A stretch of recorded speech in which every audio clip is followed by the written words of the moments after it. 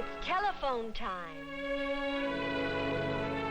The Bell Telephone System welcomes you to Telephone Time with the stories of John Nesbitt. How do you do, everyone? Our story this time is about a man's triumph over almost unbelievable odds. And yet our most important clues are not physical ones, but happen to be invisible. These can be seen, however. On these 3 trays, we reproduce exactly the total amount of food a grown man was permitted to eat each day over a period of 70 days. If you wanted to master a man, you would weaken him scientifically like this, taking your time, so that his body would crumble and his brain fall asleep. Unless, of course, he could rest most of the time. That would be nature's defense, in which case you would keep waking him up or hold a light burning through his eyelids. Theoretically, after 70 days of this, you should be his master. Nevertheless, your man might still defeat you if throughout he had clung to our final clue, which I think quite proper to represent here as the cross. So we have named his story, I Am Not Alone. In the week of June 4th, 1951, there was published the picture of a dark-haired, rather handsome man, together with the review of a book he had written dealing with 70 days of his life in a prison. He was Polish with the somewhat difficult name to pronounce of Stypułkowski. His record states that Stypułkowski and 15 other members of the Polish underground government who had fought for freedom throughout the war were invited to leave Poland and come to Moscow to be honored with a state luncheon there on March the 28th, 1945. And in their hideout cellar in Warsaw, the underground leaders starkly considered whether the invitation to lunch would mean Russian friendship or death. They want control of all Poland, and they intend to find some way of discrediting us so they may set up their own government openly in our place. But everybody knows that we have been fighting for Poland. How can they possibly discredit us? Suppose they accuse us of organizing sabotage behind their lines. Who in their senses would believe it? Who outside Poland understands the meaning of this force we face? Has anyone else anything to say? If not, then let's vote. Those in favor?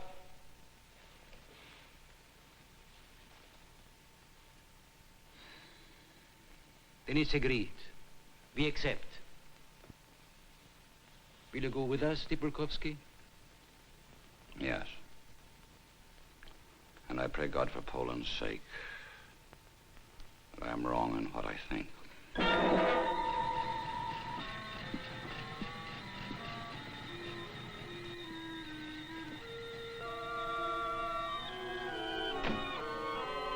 This is how the journey started. And this is how it ended.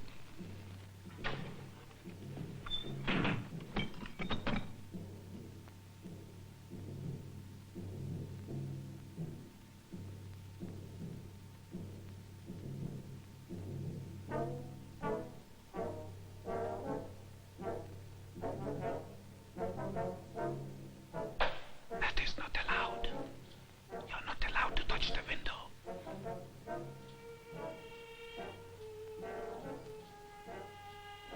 Why don't you speak up? You're not allowed to speak loudly.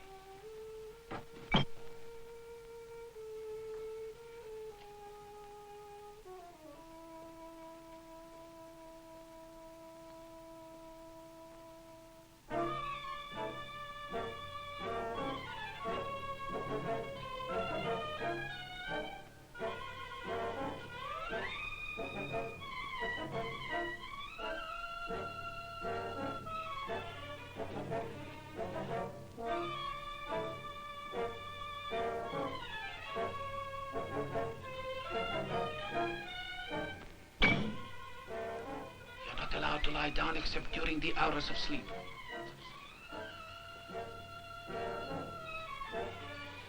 You're not allowed to do that. What are the hours of sleep? You're not allowed to talk loudly. Where's the luncheon I was invited to?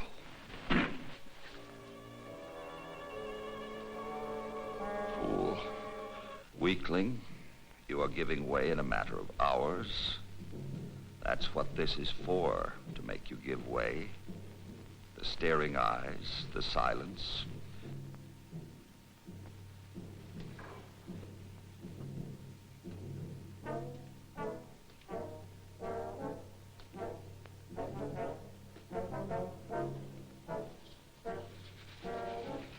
You're not allowed to hide your hands.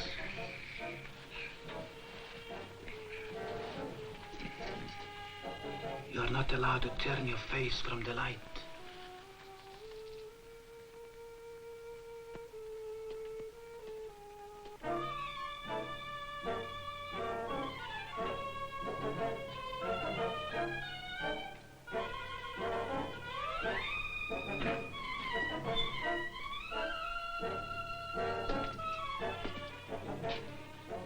Get ready to see the Commissar. Get ready to see the Commissar.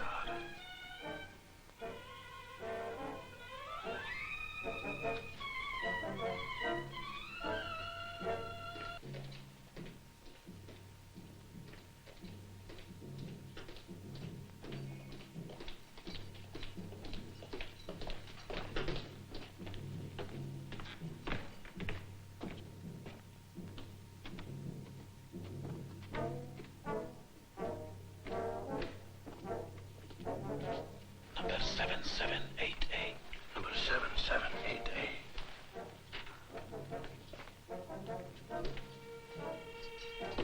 Number 778A.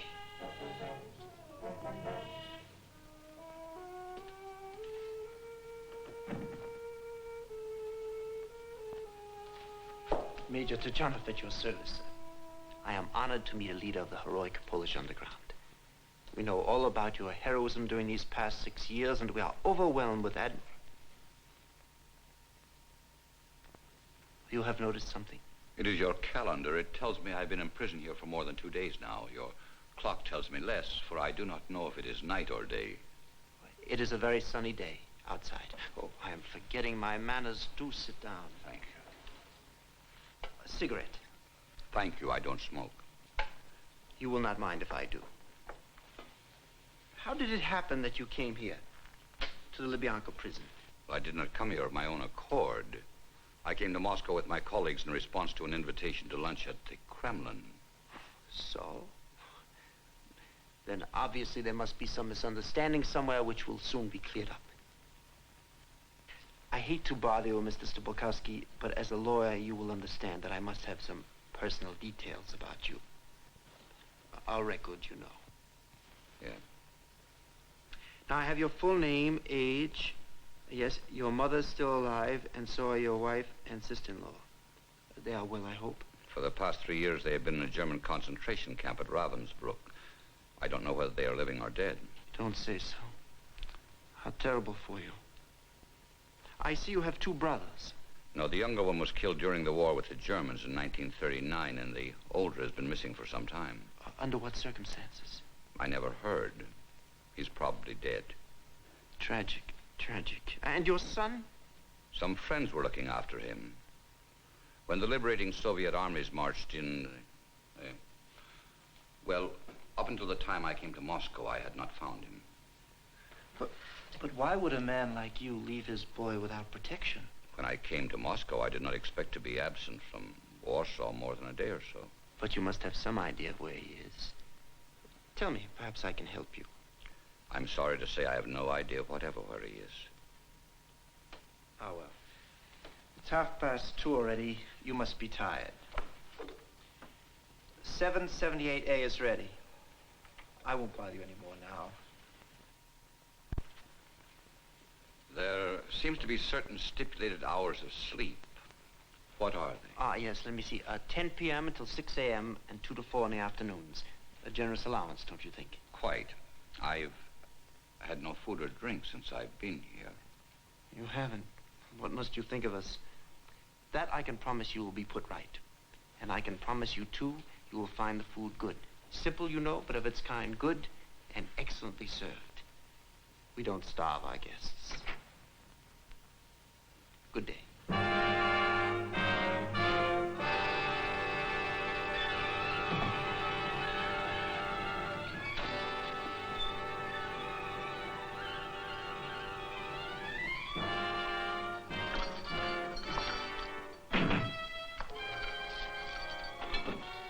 wasn't so bad after all. And he did not find out where my boy is, and he never will. He never will.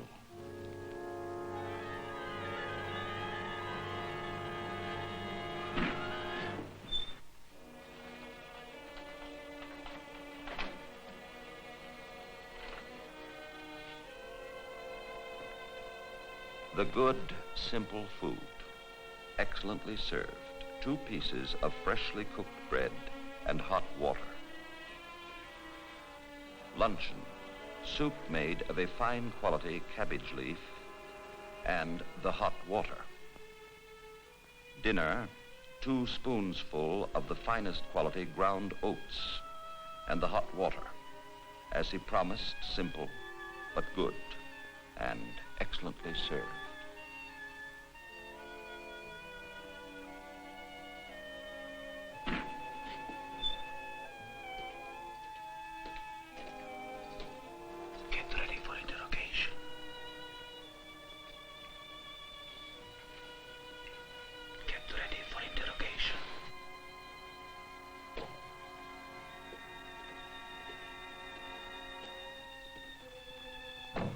Trust you ate well since we last talked? Yes, thank you. Sit down. We have a rule here that during interrogation, your hand should be always in sight on the table. Do you mind? Mr. Stypułkowski, I have come to regard you as someone I would like to call a friend. I would really like to help you. For instance, you must be terribly anxious about your son. If only you could give me some idea, however vague, of his whereabouts, I'm sure I could find him for you. Thank you. I haven't any idea at all. Well, then about these activities of yours said to be hostile to the Soviet Union, maybe I can help you there. I can only repeat, I know of no such acts. Perhaps you didn't realize they could be regarded as hostile. How could that be? All my efforts have been concentrated in fighting Germany. Let's get at it this way, then. Suppose you give me a detailed account of everything you did do. After all, we may be wrong in this charge, and if so, we would like to clear up the whole misunderstanding. But I beg of you, for your sake, not to try to deceive us. If you are reticent, how can I help but think that you have something to hide? Let's clear it up. Be frank!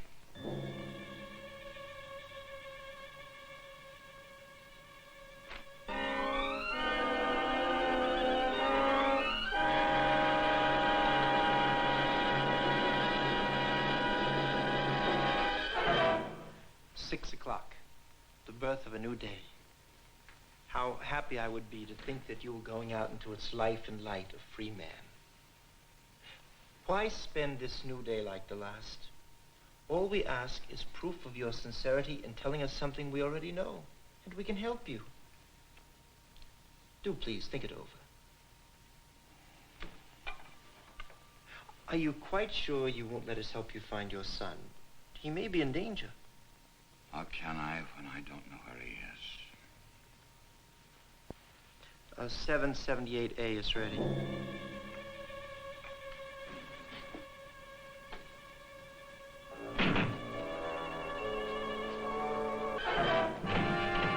Lies! Lies, lies, lies! Nothing but lies! Do you think you could deceive me, you Polish scum?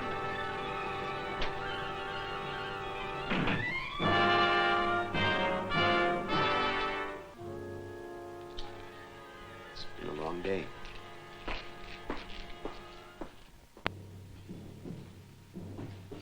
Get ready for interrogation.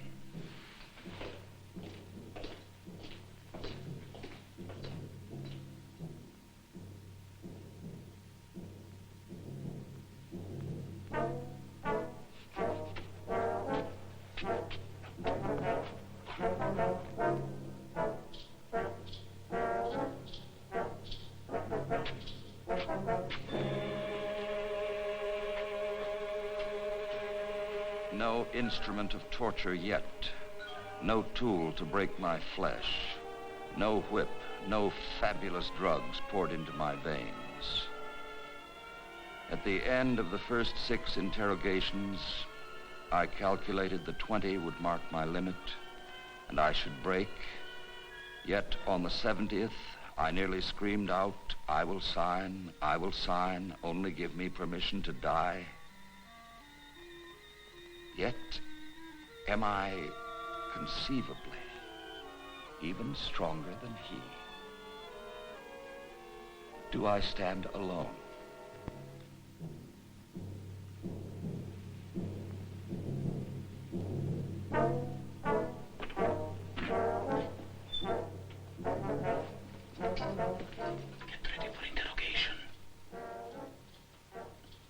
Get ready for interrogation. You can feel drunk on hot water.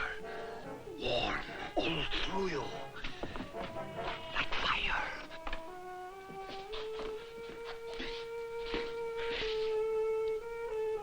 So you're a spy after all, a German spy. If you continue to insult me, I will answer no more questions. Do you know how many times you have been here? Yes. 85 times. 85 times in 44 days, and in all that time you have told me nothing but lies.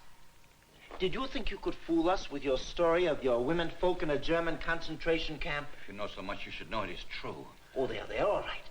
But as hostages for your loyalty to your German masters, well cared for. Did you think we wouldn't know this? Your colleagues have told us everything. I have their signed confessions. I don't believe you. Stypułkowski did this, Stypułkowski did that. Your friends are working with us now. Now, you are a lawyer.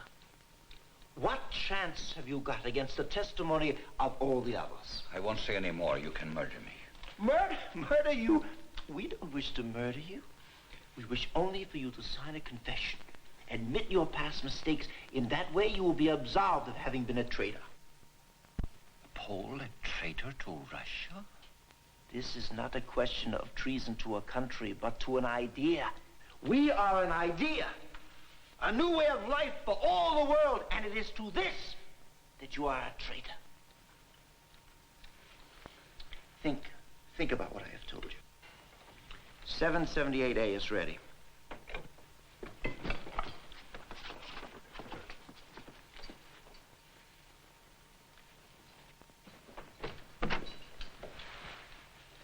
Well? Not yet. I've tried every known means. If he has not lied to me, he has a prodigious memory.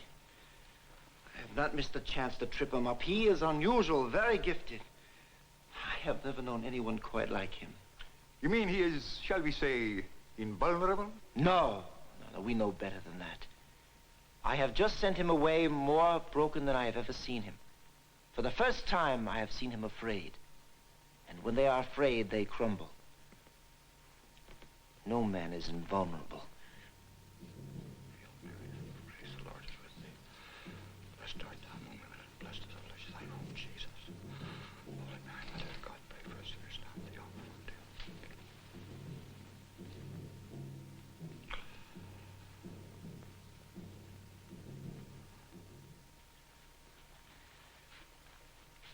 You still think your Anglo-Saxon friends will help you. They have already forgotten you. Why should they bother about one man? I know what you're waiting for. You are hoping you will hold out longer than I. But you are mistaken. I am the stronger, do you hear? I am the stronger. You said I was lying before. Look at these. They are your colleagues' confessions. You know their signatures. Look at them. Examine them.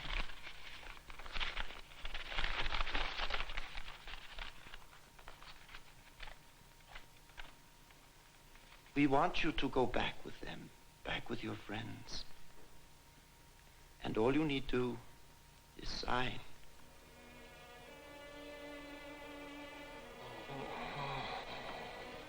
What are you, one man against so much? Who cares anyhow if you do sign? Give in and end it all. All you need do is sign your name. Sign. Sign your name. All you need do is sign. Sign your name.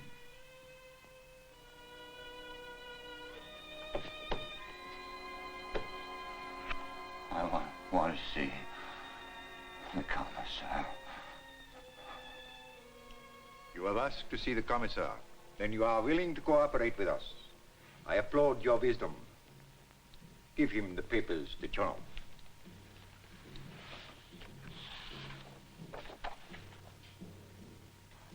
Here.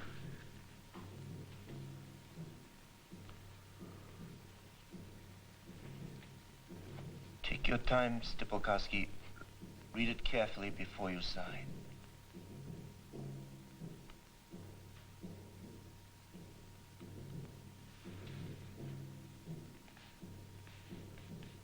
Go ahead. Signed.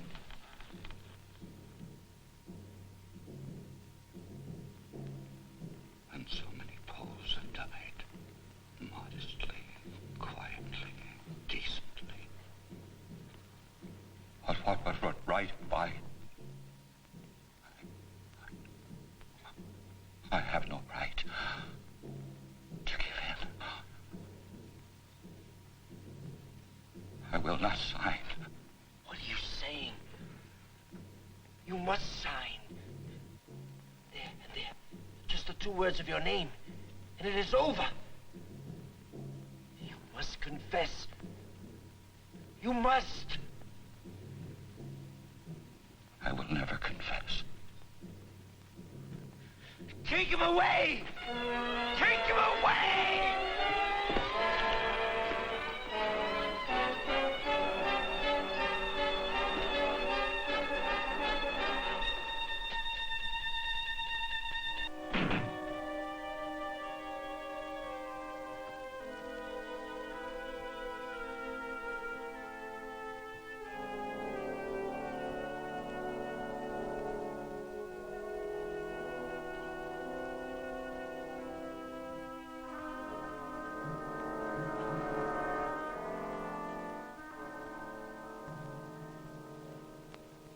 The world's press reported the public state trial at Moscow, which occurred during the closing days of June 1945.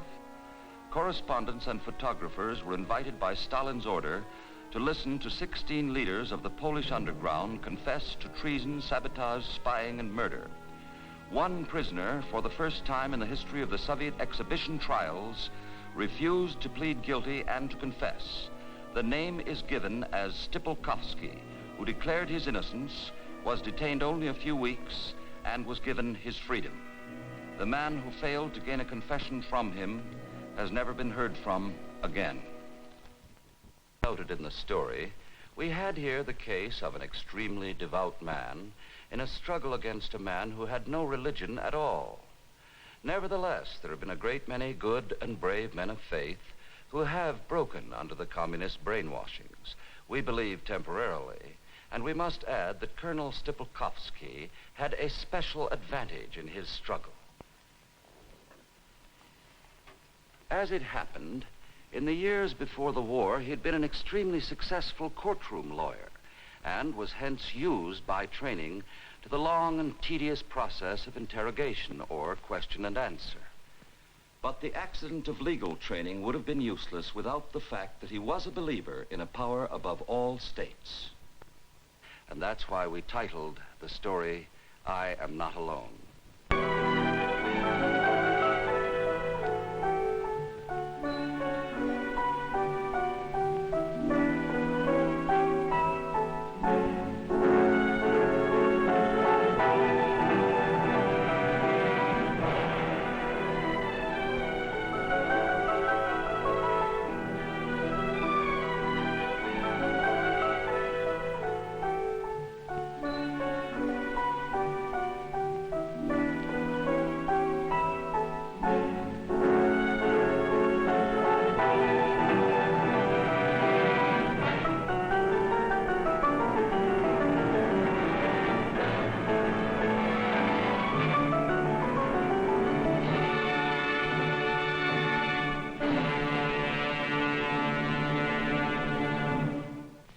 Join us at telephone time next week. Until then, we we remain sincerely yours, the Bell Telephone System.